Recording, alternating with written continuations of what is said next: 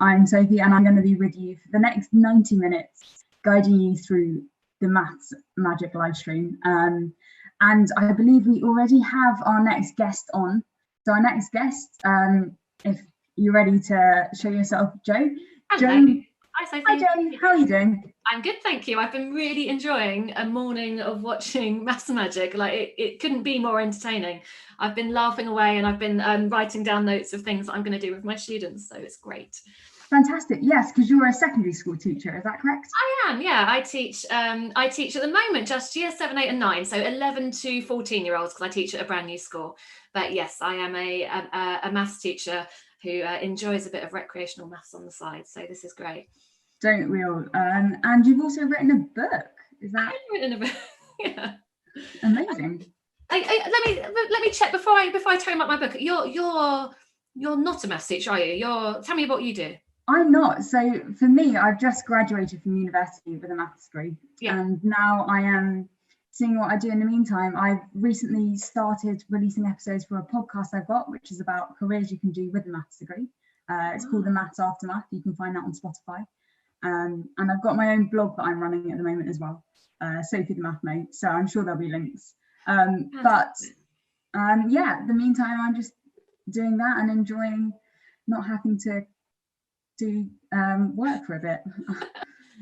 So you've got as you say, a podcast about careers in maths. I mean, this is the sort of thing that maths teachers will be all like, wow, I really want to hear about that, because we really want our students to know more about where maths can take them.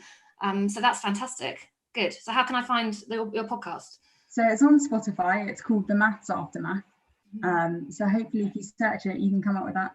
It's also got a slight women in maths spin, because I'm quite big on getting more women in maths. So most of my guests will be female. Fantastic. I'm pleased to hear it. I'll tell you about my book then, given that you're promoting women in maths. So it's called A Compendium of Mathematical Methods.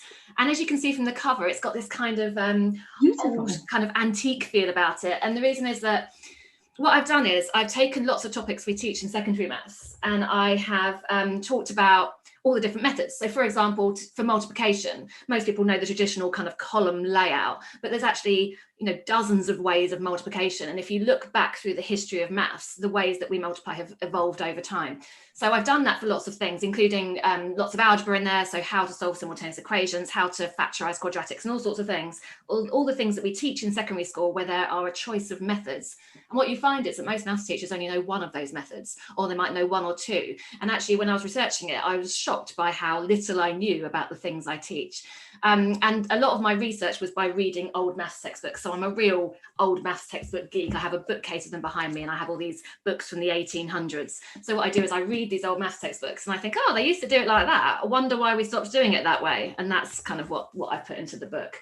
So it's lots of kind of history of maths, but also just sort of subject knowledge for teachers, really. So how teachers just don't necessarily know that there are other ways of doing things to the way they were taught at school. So that's what my book attempts to do. Oh, brilliant. Well, hopefully one of the mods will put the name of it in the YouTube comments as well, so people can have a look. But what we're going to do is something, I tell you what, I seem to have frozen a bit. I will move to my backup camera. So I have a backup camera. I can see two of you. It's really fantastic. I will turn off the camera that is freezing for the moment. There we go. Because Sophie, this is unusual, isn't it? Where you're hosting, but I'm not here to do a trick, because I am your volunteer, aren't I? You are indeed. So we're doing things, slightly differently, as you say today. You're going to be the volunteer, and I have a card trick that I'm going to show.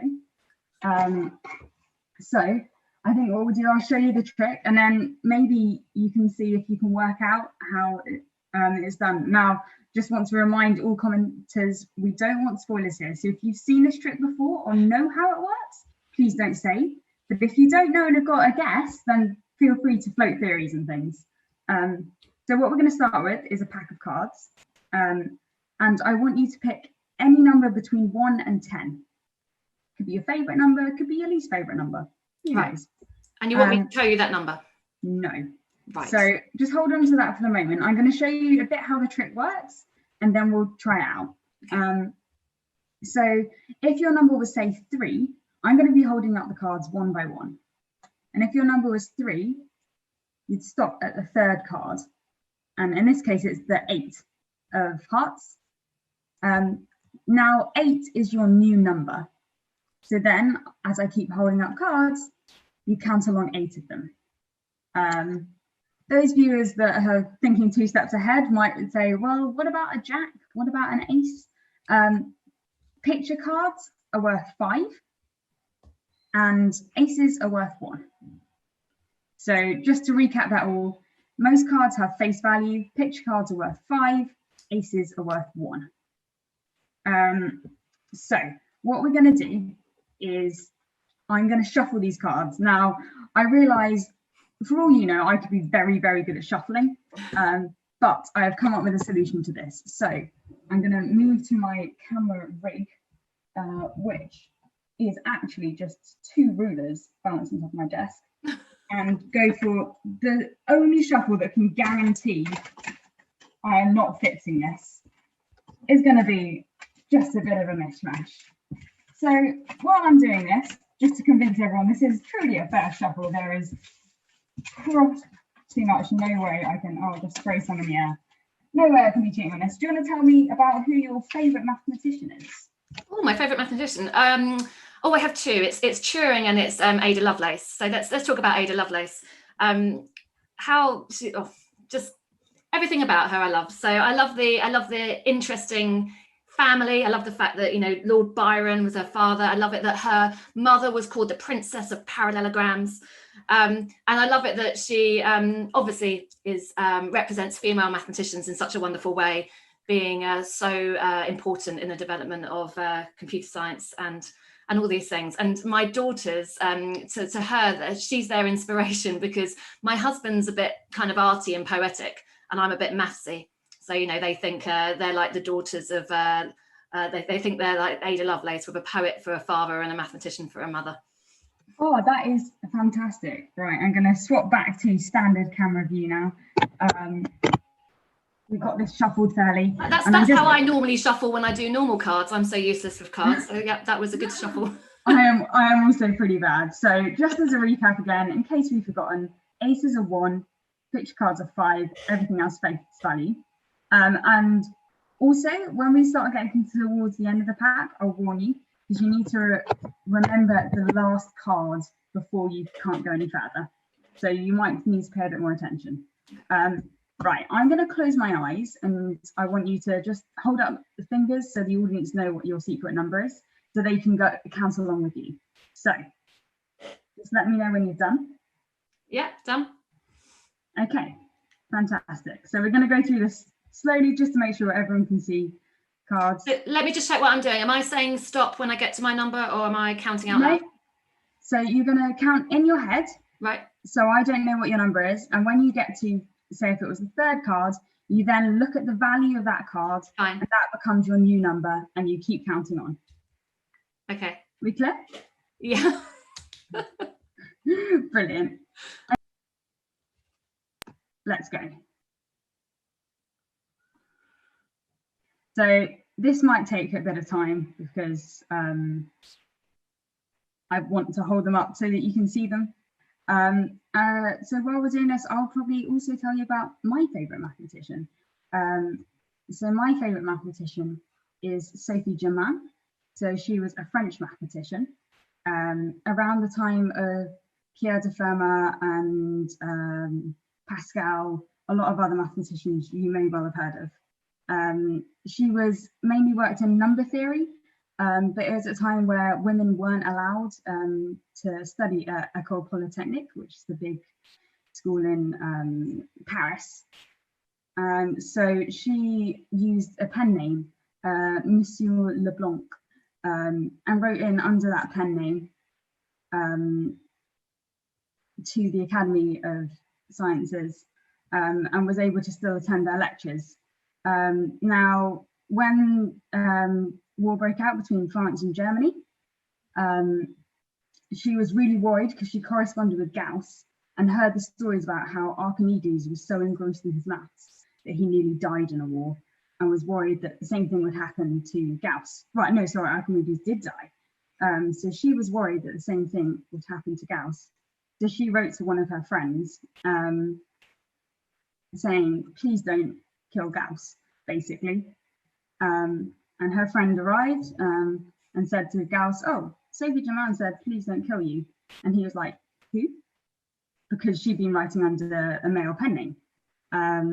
And then she had to come clean. But she worked with Gauss on Fermat's, trying to prove Fermat's last theorem.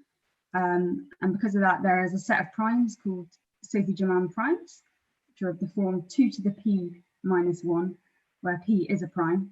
And she actually managed to prove quite a lot of simple cases of the theorem. So we got her to thank for a lot of progress on that one. So we're well over halfway through the pack now. Interestingly, just had 3 2s, but you know, this is a fair shuffle. You would expect sometimes odd things to come up. So hopefully soon I will tell you to start looking out for the final card, because we are getting towards the end of the pack. Hopefully you've been able to count and I've been going slow enough. We shall see. And with any luck, I should be able to divine what your card is, using a bit of maths, a bit of magic. So if I were you, I'd start now just looking at the values of the cards as well, trying to remember, so that you know exactly which one you finished on.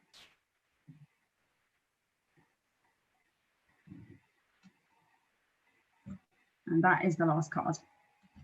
Okay, so this is where now the magic happens. I'm going to try and work out which one of these cards is your card. So I'm going to again close my eyes, and I want you to just hold up the number of fingers just to make sure that you and the audience agree and the audience knows which card you're going for. So let me know when you've done that. Okay, I've done it. I'll look in the YouTube chat as well to see if everyone agrees with me. Oh, I've got to make sure I don't look in the YouTube chat. You're going to have to trust me on this one. So one thing, we know it's going to be one of the last 10 cards, because none of the cards have a value above 10. And if it wasn't, you'd be able to keep going. So it's going to be one of these. So here we've got the 7 of diamonds, 9 of hearts, 8 of hearts, King of diamonds, Ace of spades, 6 of hearts, 3 of hearts, 10 of spades, 3 of clubs, and King of hearts. Now I'm looking at these and I'm quite liking this 6, 7, 8, 9, 10 run. So I think it's probably going to be one of these. I'm going to discard these. And now, as a secondary school maths teacher, you will know about averages. And you will know the interesting thing about these set of numbers is that they have the same median and mean. Median being the middle number, which is 8, and mean being the average of all the numbers. So I'm going to say it's not the 8. Now we've got 4 more cards. I think 2 of these are hearts, so I've got a funny feeling it's going to be a heart. 6 and 9, quite interesting. You've got rotation, a bit of rotational symmetry there. 6 turned upside down becomes 9. But 6 is a perfect number, which means that if you sum its factors, you get twice the number. So the factors of 6 are 1, 2, 3, and 6. Add them together, you get 12, which is twice 6, which is what we call perfect numbers. It's also another kind of number called friendly number, which is somewhat ironic given that in the lockdown we're only allowed in groups of 6. So I'm going to guess, is this the 6 of hearts? Oh, there we go, your card. You're absolutely right, and I'm very impressed. Oh, there we go. So I'm back to normal camera mode. Right. So do you want to say or give a guess of how it was done? I have no idea, and I don't know whether it's just coincidence that I started on 6 and then that was, I mean, maybe that's coincidence. I have no idea. Let me think. So we would count, every time we saw a card we counted forward that much. If you want to have a guess in the YouTube chats as well, like I say, if you know, please don't say. but if you want to have a guess, then do let us know. I'm just looking in the YouTube chat, and it's funny because someone says they're very impressed with your multitasking on the Sophie story, and I was trying to listen and count at the same time. My year 7 class that I teach are called 7 Germain. So at the beginning of the year, I told them about Sophie Germain, and I was trying to listen to more about her from you, but I was counting at the same time. Let's have a look. So, I don't know, I need someone to come up with a really good idea here. See, this is where I'm gonna embarrass myself by having no clue how magic works. I'm such a sort of magic muggle that I just take magic as being like, you know, actual magic. So to me, you are just a witch, I guess. Okay, well, that's meant to be a secret, so we're not gonna spread that one. But I will let you in on the trick now. So the thing about this is, whilst you picked your starting number, I picked my own starting number. Right. And I also counted through. Okay.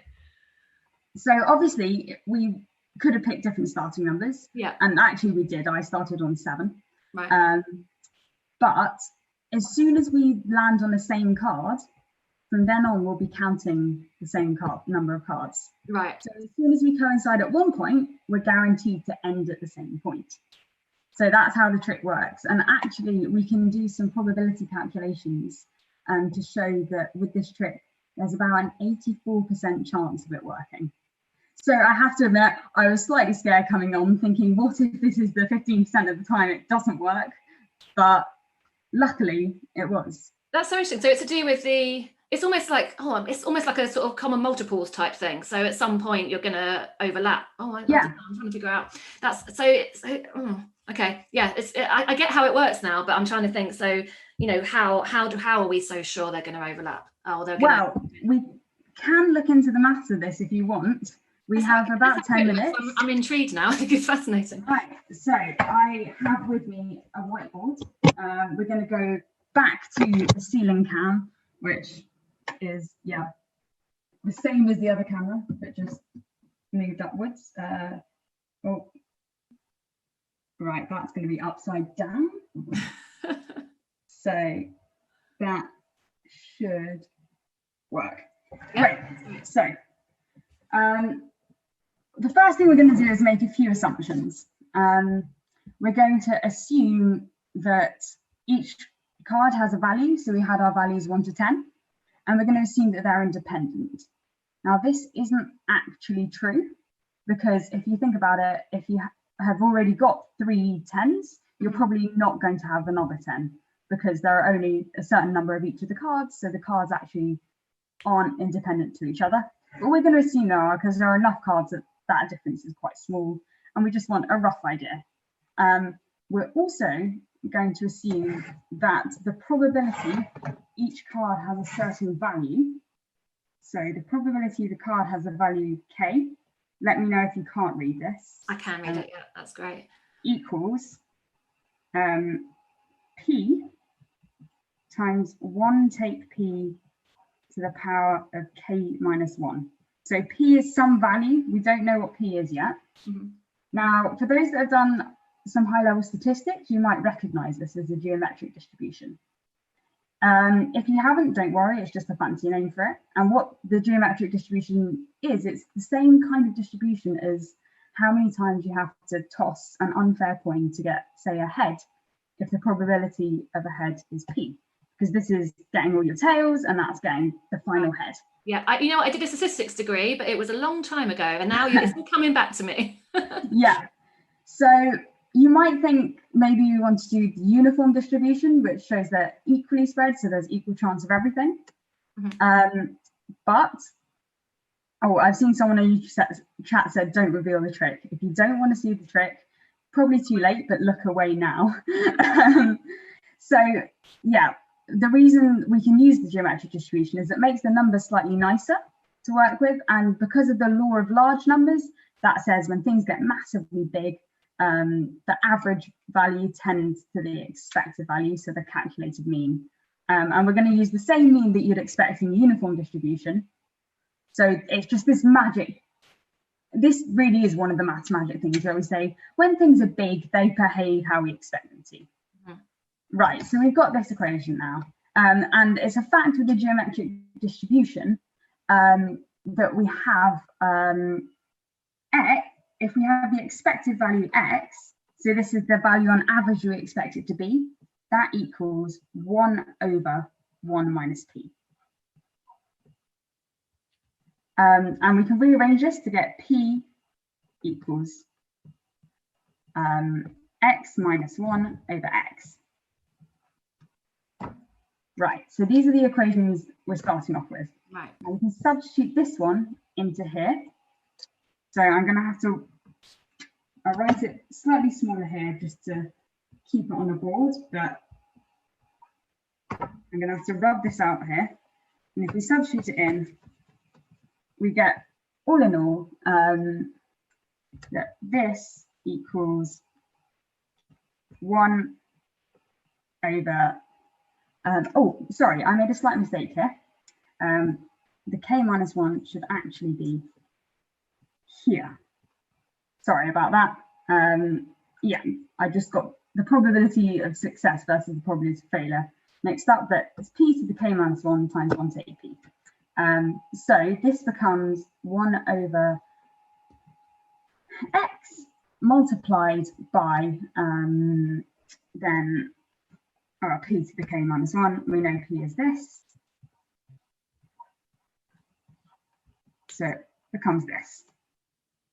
Right. Now we're going to look at a particular kind of number called t, which is going to be the coupling time. So this is the first card in which you and I ended up on the same card. Right.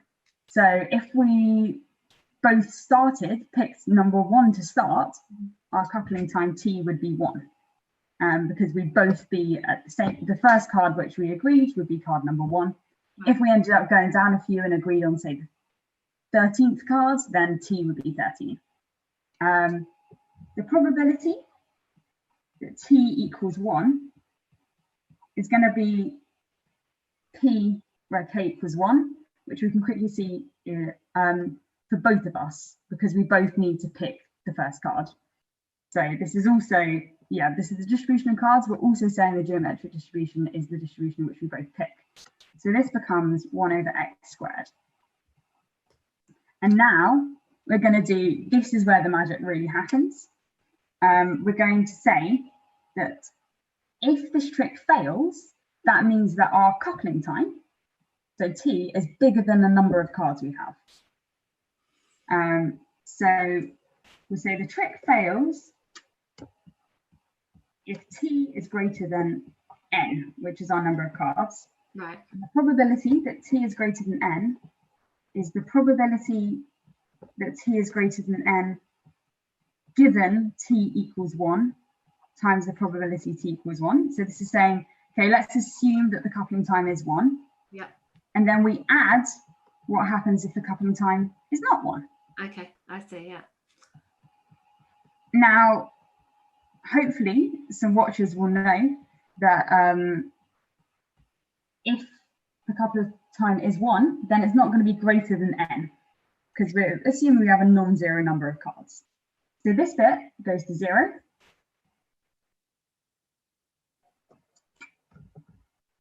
And this bit, well, the probability t is not equal to 1, is 1 take the probability t equals 1, which, if you remember earlier, we calculated as 1 over x squared. So it's 1 take 1 over x squared. Okay, so now what? Well, the geometric distribution has a nice property that it's memoryless. So what happens in the future doesn't depend on what happens in the past. So for that, this is just the same as the probability that t is greater than n minus 1. Because if you think about it, we're saying we don't agree on the first card. So you can always pretend we then have n minus 1 cards and we have no information now. Right. So we get this nice equation that the probability t is greater than n is the same as the probability t is greater than n minus 1 multiplied by 1 minus 1 over x squared. So writing that out a bit nicer, it becomes probability t is greater than n minus 1 multiplied by 1 over 1 minus x squared. can be rewritten as x squared minus 1 over x squared. And then what we do is we repeat this, and we repeat this n times, the whole process.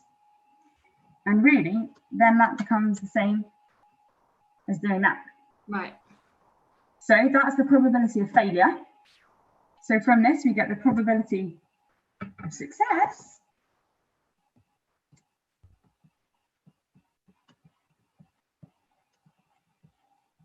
is 1 minus this. Right, and now all we need to do is sub in our value for n is 52, because we have 52 cards. And x, so this is the expected value. This is going to be the average value of all the cards. So if you remember, we've got 13 different possible values, and then we've got our ace is 1, plus 2 for the 2, 3 for the 3, ... plus up to 10 for the 10. And then we've got the 3 picture cards, they're each 5. So we get this. I'm going to talk a bit slowly so people can see if they can do some quick mental maths to work it out. Right, time's up. So the answer to that sum is 70. So x is 70 over 13. So once we substitute into this equation here, x is 70 over 13 and n is 52, we get an answer of roughly 83.88% as our probability of success, and that is why it works about 84% of the time. And that's quite a risk, isn't it, to do a trick on someone that's not definitely going to work? It's interesting. I suppose it's pretty high, the likelihood it's going to work, but you know, could have all gone horribly wrong. So I'm impressed it worked, and it's quite an impressive trick, isn't it? Because I had no idea how that works. Yeah, I think it's one of the nice tricks as well, in which the trick itself doesn't actually require an awful lot of maths, but then there's a lot of maths that explains why it's likely to work. Yes. So yeah, the maths is in the probability of it working, as opposed to the actual, you know, why the trick works. Fascinating. I love it. I love seeing all that stats, as it's been so long since I've done proper statistics. But also I like seeing a bit of school level statistics, like working out the mean. That was nice. Yeah, it was great fun. And I think at this point I should also come clean. When I had the 10 cards at the end, was saying things about the mean, median. Yeah. None of that made any difference. I already knew which card it was. But feel free to also embellish this trick yourself. You can do a nice little version where you get a paragraph of text and use the number of letters in each word as how many words you count on, and can end up in the same one there. So pick your favourite book. Very good. I very much enjoyed that, Sophie. Thank you so much for letting me be your volunteer. I'm going to attempt to recreate it on my daughters now. We'll see how I get on. Good luck. And it's been lovely to meet you, Joe. I think this is now, unfortunately, time to move on to the next guest, but thank you very much for joining us. Thank you for having me.